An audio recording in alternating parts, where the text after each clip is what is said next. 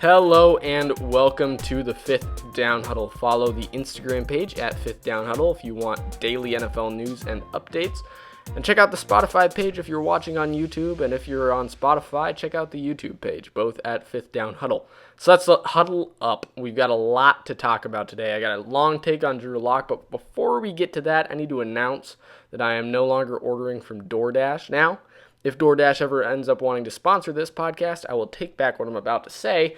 But a few days ago, I was hanging out with some buddies overnight, and it's about 1 a.m. We're hanging out, and I order a DoorDash for one of their big slider deals. It's like one of those boxes with like 15 to 30 sliders. I forgot how many it was. It was $30. I was like, you know what? I'm gonna get it. We'll all split it, $10 each. And I get it, and I'm like, all right, DoorDash. White Castle was the only place open. Otherwise, I probably would have gotten pizza. Domino's and Pizza Hut were both closed. So I was like, all right, we're going with White Castle. I've never eaten at White Castle. And I'm sitting there waiting. And I look at the DoorDash thing, and it says, okay, Mark is going to pick up your order. It's going to be here in about 45 minutes. I'm like, okay, interesting. It picked Mark, who lives 45 minutes away from the White Castle that I'm trying to order from. But I was like, all right, whatever. So I wait for it, and he ends up going to the wrong White Castle. And then he texts me when he gets there, and he's like, sorry, dude, went to the wrong White Castle. I'm going to send this order over to another DoorDasher. And I'm like, all right, geez. This is about 30 minutes after I ordered it. I know now it's going to take about another 30 to 45 minutes. I'm like, all right, we're all still up. It's fine. I'm not mad.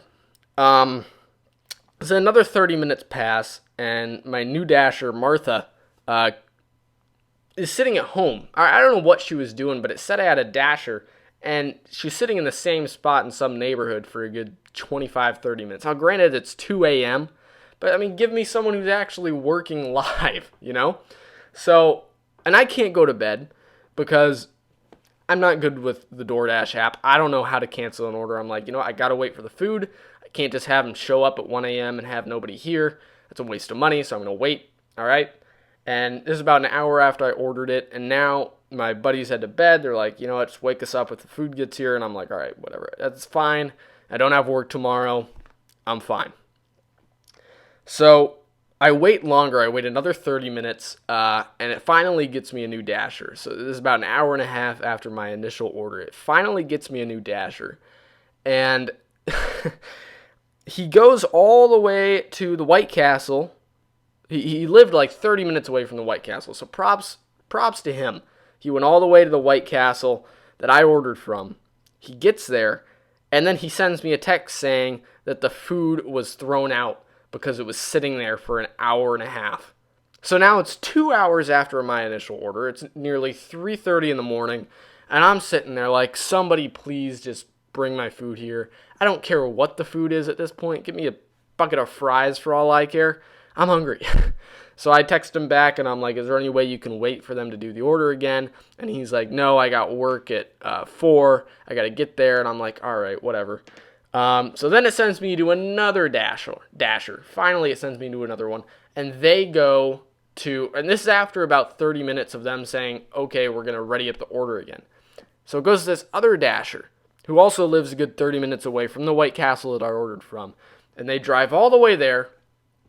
And they get there, and I'm like, yes, finally. I'm about 15 minutes away from getting the food I ordered about 3 hours ago. It's $30, but I held in there. I'm proud of myself. And guess what happens? I get a notification about 5 minutes later. They went all the way to the White Castle, so I don't know why, but I get a notification about 5 minutes later that my White Castle order has been canceled, and I will be refunded within 4 to 5 business days. I'm like, really? You really waited the 3.5 hours to tell me that you can't get it? Like, don't offer delivery that late if you can't bring the food here. If it just told me at the beginning, hey, it might take a good 4 to 5 hours for the food to get there, I'd be like, screw that. I'll just wait till breakfast. But no, I did get my refund. Props to them. But man, it's like I was up until 4 a.m. waiting for an order that never came. So I just felt like I should share that with you guys. But let's get into football. So let's talk about Drew Lock. If you didn't know, Drew Lock is the current starting quarterback of the Denver Broncos. The reason I'm talking about him is the fact that I wouldn't be all too surprised if you hadn't heard about him. Which is sad because Drew Lock is actually a really good quarterback that I have recently noticed because I didn't hear about him a lot last season either. I didn't watch a whole ton of the Broncos games. I only watched really 2 of them, which were more early in the season while Drew Lock was on injured reserve. And he's a solid quarterback. And interestingly enough, a part of me sees things in him that we all saw in Brady's early days, in Peyton Manning's early days. No, I'm not trying to go out and say that Lock is the next Brady, but the similarities are insanely coincidental if they don't say anything about Lock's NFL future. He did some very impressive things last season that I'm going to talk about here, but first I'm going to talk about who Lock is as a quarterback. Lock began his career in high school. As a junior at Lee's Summit High School deep in Missouri, he passed for an impressive 3,060 yards and 35 touchdowns. The following year, his numbers dropped down to 2,731 passing yards and 28 total passing touchdowns. Ironically, though, he was awarded the Kansas City Stars All-Metro Player of the Year award for his senior season, not his junior season. And Lock was actually recognized as a 4-star recruit fresh out of high school, and even a 2-star shooting guard recruit for his high school basketball career. But obviously he ultimately decided to stick with football, a choice I doubt that he regrets, granted he's in the NFL today. Lock had a successful freshman year after committing to the University of Minnesota. I'll call him UM. He came off the bench for 2 series in their season opener, throwing for 138 yards and a touchdown, and later that year, he would ultimately become the starting quarterback for the final 8 games of the season. This awarded him the title of the first true freshman to start at MU since 1995. Lock finished his freshman season with 1,332 yards and 4 touchdowns. The following season, Lock truly made a name for himself. He finished the 2016 regular season ranked number 1 in the SEC in passing yards, while finishing 2nd in the SEC in passing yards per game and per completion. He simultaneously posted top 20 marks in each of the categories as well, even ranking 10th nationally with 3,399 passing yards total. Ultimately, in 2016, Drew made his case for the strongest single-season performance of a quarterback in MU history. In the 2017 season, he only got better. Lock led the NCAA and set the SEC Missouri record for passing touchdowns with 44, along with leading the Tigers to a bowl game after starting the season with an abysmal 1-5 record. He finished the season with 3,964 yards and 4 touchdowns to just 13 picks. On top of this, he was also selected to first-team All-SEC. In his senior season, Lock had another productive year. He put up 3,498 yards with 28 touchdowns to just 8 interceptions.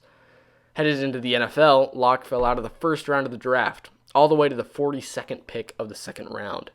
Quarterbacks Dwayne Haskins, Daniel Jones, and Kyler Murray were chosen before him. The Broncos had high hopes for Lock out of training camp, but Lock was injured in the preseason and placed on injury reserve until mid-November. On the 30th, the Broncos activated Lock and named him the starter for a game against the LA Chargers the very next day, just about 5 weeks before the season would come to a close. He threw for 134 yards, 2 touchdowns, and 1 pick, en route to a last-second game-winning field goal, off a drive led by Lock, mind you, to best the Chargers 23-20, winning his first NFL start. And this is only where the fun began.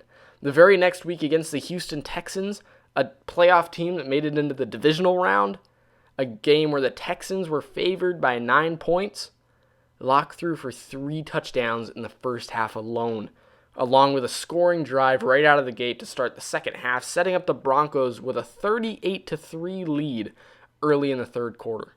The Broncos would finish the game with a 38-24 victory, while Lock put up over 300 yards and 3 touchdowns in just his second NFL start.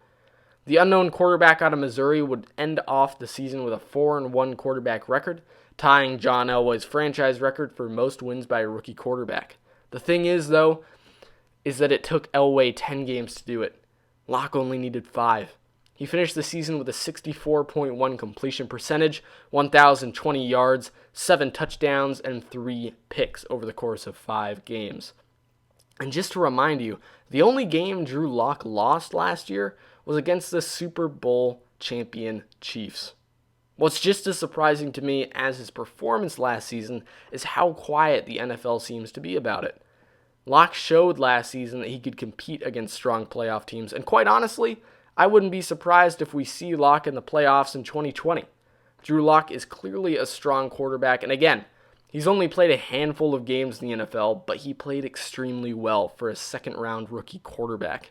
Lock is easily my dark horse quarterback going into 2020, and it's not just his statistical feats either, but his level of leadership as well. It's clear that the locker room sees him as their leader. If you don't believe me, believe Broncos legend and Hall of Famer Terrell Davis. Terrell Davis joined the Jim Rome Show just over 2 months ago to discuss Drew Lock and the Broncos' new offense. According to Rome, many of the current Broncos players are fired up about Lock and believe that he could be the guy. When Davis was asked about this, he shared his thoughts on how Drew Lock is affecting the Broncos team.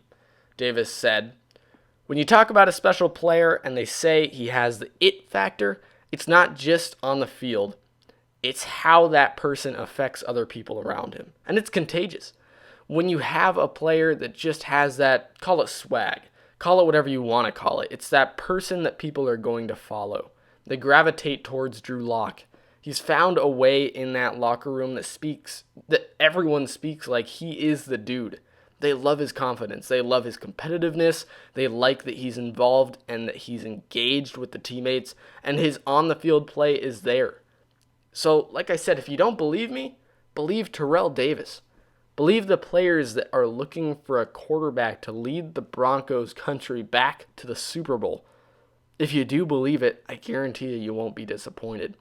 I predicted the Broncos to not make the playoffs just over a month ago, and after looking more into their new quarterback, Drew Lock, now granted, he only played 5 games, so I don't blame myself too much for not knowing too much about Drew Lock, but after researching this kid, and looking at who he is and what he did last year, to be 100% honest with you, I would not be too surprised if Drew Lock made a playoff run with the Broncos. I'm not saying they're a Super Bowl contender, but what I am saying is they added Jerry Jeudy, a great wide receiver threat out of college.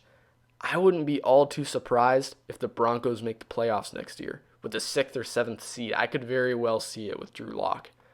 So, I'm going to transition here. I was going to go right into talking about the Cowboys, but some new news just notified me on my phone. Jamal Adams has gone to the Seahawks for a first-round pick in this next year's draft, a first-round pick in 2022, a third-round pick in next year's draft, and a kind of unknown player. Man, that is big news. I mean, I expected Jamal Adams to be gone soon, but to the Seahawks, I wasn't so sure. Remember, this comes after Jamal Adams proclaimed yesterday. I have the actual quote here of what he said yesterday about Adam Gase, the head coach of the Jets. He said, "I don't feel like he's the right leader for this organization to reach the promised land," Adams told the New York Daily News in an interview that was published Friday. "As a leader, what really bothers me is that he doesn't have a relationship with everybody in the building. I think it was unlikely that he was going to stay in the terrible organization that is the New York Jets, especially considering those comments, but just taking a look at their overall statistics from last year really worries me for this upcoming season, man, as well as how well Darnold is going to develop in that system, which is a good thing for every other team in the AFC East. The Bills, the Patriots, and the Dolphins are all on the upside. You know, the Dolphins have a new strong head coach, just drafted Tua Tagovailoa. The Patriots have got Cam Newton, and they're trying to build the next step in the dynasty. The Bills are trying to start to build the dynasty behind Josh Allen, and that's newly star-studded offense with Stephon Diggs. So things are looking up in the AFC East, but now things are looking down for the Jets. You're talking about a bottom-of-the-trash offense, rated 32nd in the league with a mid-range defense at 16th in points allowed. So right off the bat, you know the best thing they have going for them is their defensive capabilities. And now you have their best defensive player outright. You can't really debate it. calling out the organization to the point where they were quite literally forced to trade him away. You can't have that in your organization if you expect to make it to the playoffs or make it anywhere deep in the playoffs. From an outside perspective, it almost looked like the Jets had a shot at a positive upcoming season. I was honestly very interested in them. In my predictions, I predicted the Jets not to make the playoffs, but they were kind of a team that in my eyes was like, maybe they could surprise me. If Darnold really has a relevation in this training camp and this preseason and really builds this offseason up and just really turns it around this upcoming season, I was willing to see the Jets as a possibly dark horse, making a run for that 7th seed, considering they went 7-9 last year. But I fear that possibility and that positivity that once filled my mind when thinking of the Jets is very quickly fizzling away after this trade. The Jets don't have a ton of star players that can be seen as leaders within the organization. You got Le'Veon Bell, who didn't have an amazing season last year. He's been kind of quiet within the team. I mean, he's a running back. You don't always want a running back leading a team. You want a defensive guy, or you want your quarterback, or your head coach. I mean, you always want your head coach. But in terms of players, a defensive guy or a quarterback is the perfect leader. You arguably want a guy on each side. You want your quarterback to lead the team well, and you want a defensive guy to lead the team well. So the Jets, like I said, don't have a ton of star players that can be seen as leaders within the organization. And in fact, I'd say Adams and Darnold were really the only two that had shown an ounce of leadership within that team. Now you're losing Adams, and the fan base has been exposed to the fact that Adam Gase will never bring the Jets to the Super Bowl, let alone the playoffs. And if you look at it from Darnold's perspective, it even gets worse. Now, this wasn't a terrible trade, mind you. The Jets got 2 first-rounders and a third out of it so they can draft well for the future. Now, for me, the problem comes not with the trade, but with why they took the trade in the first place, with why they were even looking to trade Adams, their best player. The Jets weren't looking to get rid of Adams in the first place because they know his worth. It was Adams who wanted to get rid of the Jets. Because of this, the situation has become insanely worse for Darnold.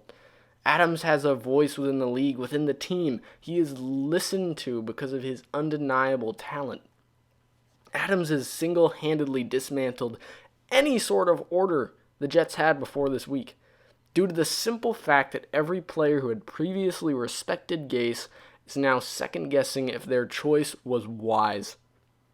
Adam Gase has not held his own as a leader of the team, because Adams is more respectable. Just out of what they've proven in their NFL career, Adams has proven more in his NFL career than Gase has. And that's the main reason as to why I'm worried that the Jets players will sway towards Adams' judgment over Gase. I mean, you could see Le'Veon Bell wanting to leave the Jets soon. It's just a really tough situation overall. And again, Darnold is a developing quarterback. If anything, the worst thing for the Jets is that this trade really throws Gase on the hot seat. Now, I'm not saying that because I think Gase is the right coach for the Jets, but I'm saying that because I think Darnold is a solid franchise quarterback. But I believe if Gase goes, Darnold's going too. And what I mean by that is Gase just lost the Jets their best player due to his poor coaching and leadership. And the last thing that Darnold needs going into his 3rd NFL season is an entirely new head coach along with an entirely new offensive system. And overall, what I'm worried about most is Darnold's development and how this will affect him in the long run. If Gase doesn't turn it around and is fired, Darnold's development could be thrown in reverse, almost all the way back to square one 3 years into his career.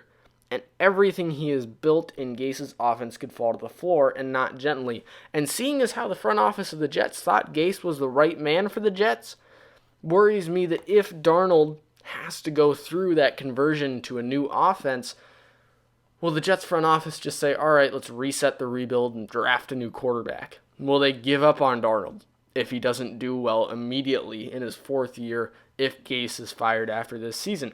I don't see the Jets making the playoffs this season. If the Jets have a really bad year, 5-11, 4-12, Gase could be fired. And then you're looking at Darnold has to learn an entirely new offensive system and build a relationship with an entirely new coach. So in that instance, it's hard to expect that the Jets are going to hire the right guy considering the choice they made with Adam Gase. So in that instance, you're looking at the Jets. I mean, they're in a really bad spot right now. Jets fans are too, and most importantly, Sam Darnold is. Because he's developing. He's a young quarterback. He's going into his third year. He needs stability at the coaching position if you want this to work. But if Gase can't turn this around, he's going to go. He's going to get fired, and Darnold is going to have to move backwards in his development already into his fourth year. And I'm talking about next year. Because Gase, if he's fired, I expect him to be fired following this season unless the Jets turn it around. So for Darnold, this is a bad situation. For the Jets, this is a bad situation. For Jets fans, this is a bad situation. You have your quarterback, and now the very stability of the team, the stability of the organization, and this rebuild that the Jets have attempted is fizzling apart, falling apart, all at the hands of Jamal Adams. And is Jamal Adams wrong? I don't think so. Jamal Adams is an experienced veteran, top-tier player. He knows when there's a bad coach when he sees one. He knows football. He knows the NFL. So if there's any player we should listen to on the Jets, it's Jamal Adams. He's going to the Seahawks, which is going to make the Seahawks defense really strong. And the Jets are left with nothing but disorganization and a bad outlook on their future, a bad outlook on this season. And it really worries me for these Jets, man. It almost had me thinking they were moving towards a rebuild. The whole AFC East was doing it, besides the Patriots. The Patriots lost their top-tier quarterback, but they gained some new stuff. There's still light at the end of the tunnel for the Patriots, but for the Jets, I feel like that light is slowly burning out. Not slowly, actually, quickly burning out. And the Jets don't have a lot of time to fix it. So now we are moving on. We're going to talk about the Cowboys. I promised I was going to talk about them. I had to cover that Jets news real quick. I know it took a good 10 minutes, but I covered it. So here's the question. Have the Cowboys failed as an organization? I could simplify it by just saying the name Dak Prescott, but it's a bit more complicated than that. In fact, it has more to do with the Cowboys choosing that over the name Tony Romo. It feels like Romo was the quarterback of the Cowboys a decade ago, but a choice that some say kept the Cowboys out of a Super Bowl happened just 3 years ago. It was a choice between Dak Prescott, fresh off a win streak, 8-1 record, or Tony Romo, fresh off of injury reserve. The Cowboys were headed into the playoffs on a win streak and had to choose between throwing in Tony Romo, who had been injured for the majority of the season, or to let Dak Prescott continue his run into the playoffs, where he would eventually lose his first playoff start. The team had gone 8-1 up to this point with Prescott under center, so it seemed like a no-brainer to let Prescott continue his dominance, and for the time being, it worked. Prescott threw 299 yards and 3 touchdowns the week after officially winning the starting job, and went 4-2 through the remaining 6 games of the season to solidify a 13-3 record with a first-round bye. The Cowboys would lose the divisional round despite Dak throwing for 3 touchdowns and 291 yards to just 1 interception. So in the end, the argument that Romo should have led the Cowboys into the playoffs is silly, right? Let's look at it from another perspective, the experience perspective. It's hard to put up 3 touchdowns to over 250 yards in a playoff game as it is, but some NFL fans seem to believe Romo would or could have done better. In 2015, Romo threw 5 touchdowns to the 7 picks in just the 4 games he started. 5-7, that's not a good ratio. So the argument actually gains traction then when you look to Romo's last playoff appearance in 2014, 2 years earlier, in which he threw over 400 yards and 4 touchdowns to 0 picks over the course of a 2-game playoff run. In the playoff game, they lost against Green Bay in the divisional. Romo actually had a passer rating of 143.6, better than Aaron Rodgers' 125. But yet again, despite Romo's consistent playoff numbers, he had never made a run for the Super Bowl, or at least a deep run for the Super Bowl. He never made it to a championship, let alone the Super Bowl. So it's unfair to ridicule the Cowboys organization for going with Prescott, considering Romo hadn't played more than 6 games in the last 32 combined. Not to mention, again, Prescott played very well against the Packers in his playoff loss, arguably better than Romo played despite Prescott's lower passer rating. So the next argument, now that that's over, good. All right, the experience is fine. For that season, they chose Prescott and it worked. All right, argument done. Argument killed. The next argument, though, that many NFL fans seem to make is the Cowboys' choice to go with Prescott the following season. Let me put you in the shoes of the Cowboys organization right now. Before I do this, I'm going to try and define their argument a little better. What they're trying to say is that if you give Romo the team that Dak Prescott had going into 2017, a lot of people argue that Romo could have made a deep playoff run compared to what Dak Prescott did, which is go 9-7 and miss the playoffs. A lot of people argue that, and honestly, it's a fair question. Could Tony Romo do that? But you have to remember, Tony Romo hadn't played a full season in 2 years. He had struggled with injuries for his entire career. And Dak Prescott is a rookie quarterback that could be your franchise guy, who hasn't struggled with injuries. So who are you going to choose? Again, let me put you in the shoes of the Cowboys organization. You have 2 quarterbacks.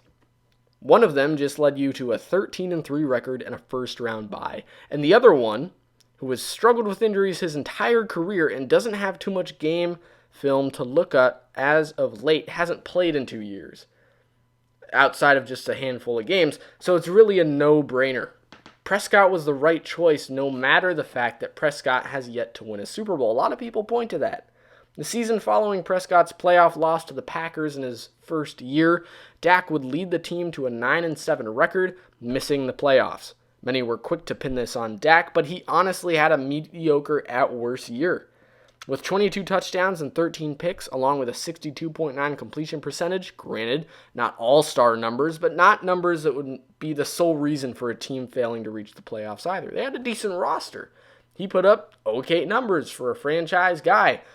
Not star-studded numbers, as I said, but not terrible numbers either. So, for people to pin that entire season on Dak, I don't think it's fair. The next season, in 2018, the Cowboys would find success once again.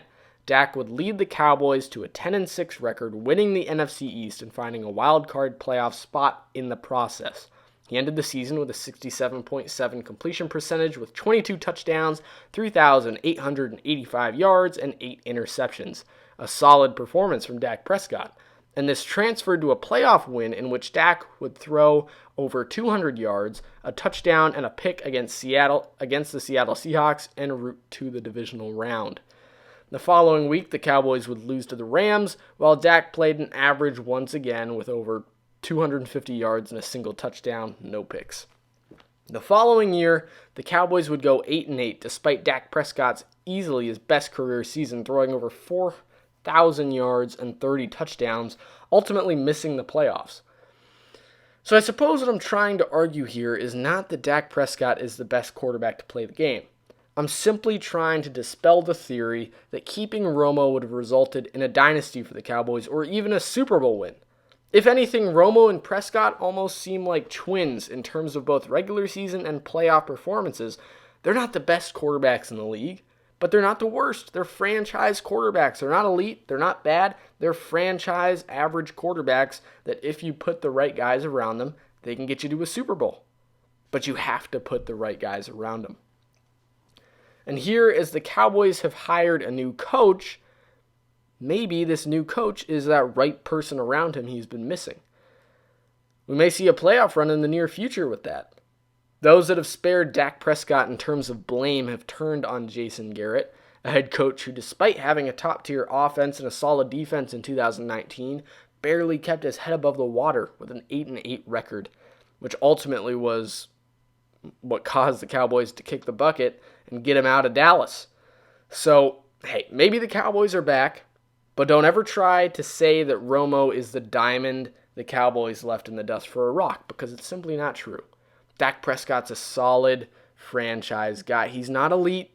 He's not one of the best I wouldn't even say he's top 5, maybe top 10, top 15 for sure, but he's not an insane quarterback, but he's a franchise guy. He's a guy you want on your team to be there, to be a leader. He doesn't have to do a ton extra. You just got to put the right weapons around him. Build a solid foundation around him, and you'll have yourself a few playoff runs. That's what the Cowboys need to do, and they've completed the first step in that, which is getting the new head coach and firing Jason Garrett. So that's the end of this episode. Thank you so much for tuning in. Check back next Saturday and check out the YouTube page for daily fantasy updates, fantasy tips, NFL news updates, any type of big stories that come out in the middle of the week, because I know you guys want to jump on that story and hear what you can about it. I'll drop my take on the biggest stories of the week during the week, because I know sometimes people don't want to wait all the way till Saturday, so I'll do that for you guys. Now, again, thank you so much for watching. If you can subscribe and follow on Spotify, follow the Instagram page. Again, everything is at Fifth Down Huddle.